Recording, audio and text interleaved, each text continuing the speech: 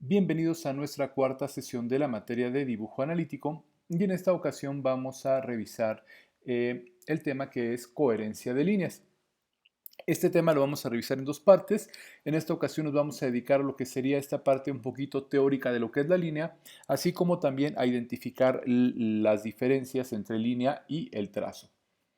Eh, un trazo es el registro de una línea, ¿no? Y cuando nosotros hablamos de línea, estamos hablando de la idea o del concepto que después el trazo es el encargado de registrar. Y trazo como tal viene del latín tractus, que se puede traducir como arrastrado, es decir, el registro que deja un cuerpo que se arrastra sobre una superficie, es literalmente un trazo, de ahí que no solamente lo apliquemos a la mancha gráfica que se deja en el dibujo, sino que también puede utilizarse para indicar a lo mejor el rastro que hay de una trayectoria, no sé, de un vehículo, de algún objeto que se ha movido, etcétera, etcétera. Eh, Como les comentaba, el trazo es lo que puede indicarnos de forma gráfica la idea de la línea. Y la línea como tal la podemos definir de distintas maneras. Podemos definirla como una sucesión continua de puntos en el espacio o también como la distancia descrita entre dos puntos. La distancia más corta sería una línea recta, aunque una línea larga puede ser una distancia no específica entre dos puntos. Ahora, la línea como tal es un objeto cuya única dimensión es la dirección en la que está. Ahora, las características de esta línea son la dirección, como ya lo hemos mencionado, la posición y la longitud de la línea. Recuerden que estamos hablando no de la mancha gráfica, sino de esta idea o de este concepto de línea.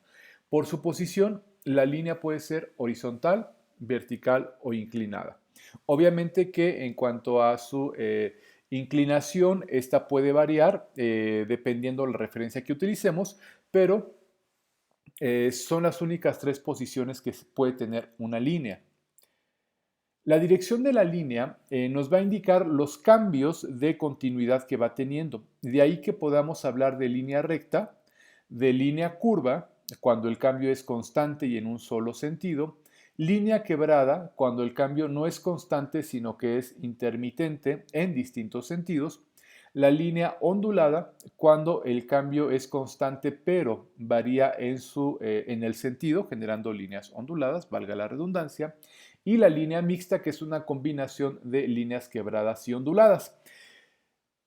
Y otra de las cualidades de la línea es la longitud, la cual va a indicar el inicio y el fin de una misma línea. Recuerden, de nuevo, estamos hablando del concepto, de la idea de la línea. Ahora, cuando la línea como tal va dejando o se registra de forma gráfica, entonces lo vamos a conocer como trazo.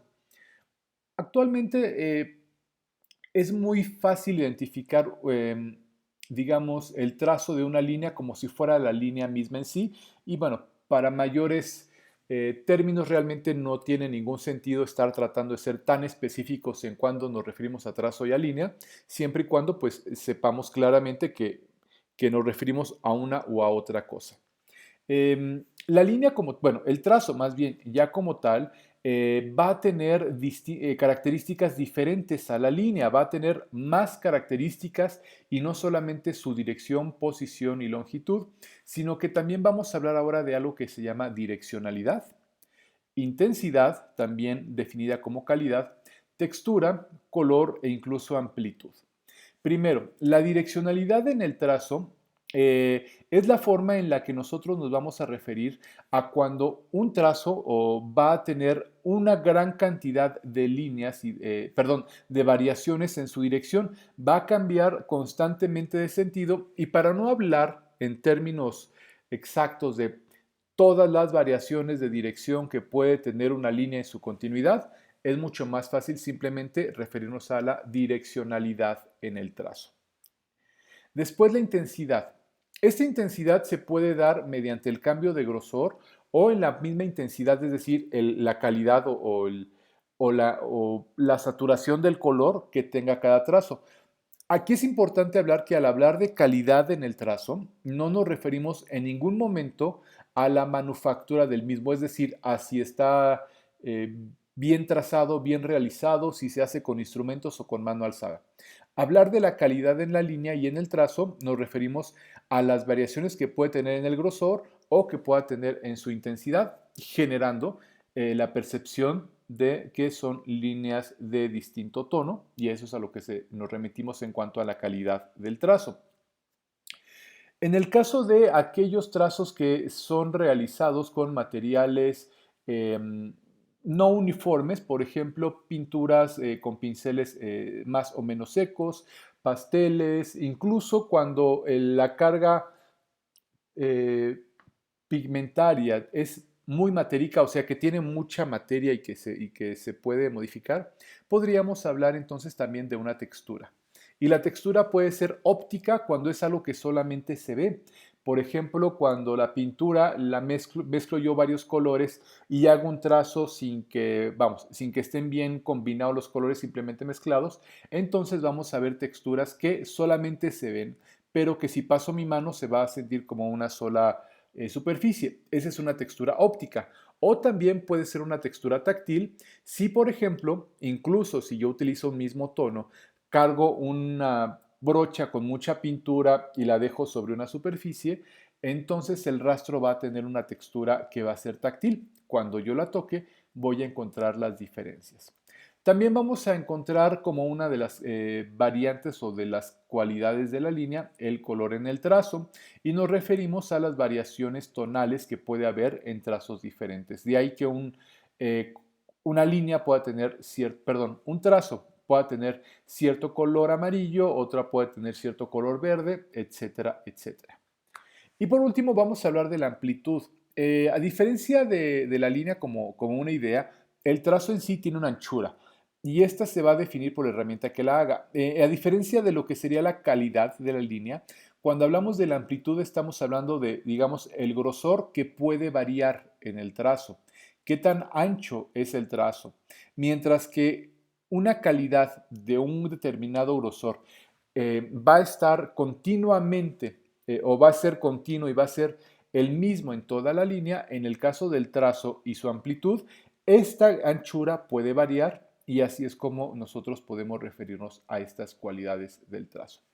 Y también muy importante entender que el conjunto de todos estos valores, el conjunto de todo lo que acabamos de ver, utilizado de manera adecuada por el dibujante, va a generar un estilo personal y particular que va a comunicar más allá de una mera zona de contorno o de contraste.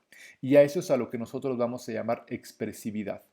Cuando hablamos de la expresividad en el trazo, es cuando la línea se registra con variaciones de trazo, generando o más bien comunicando ideas complejas, pero también ideas que pueden ser emotivas.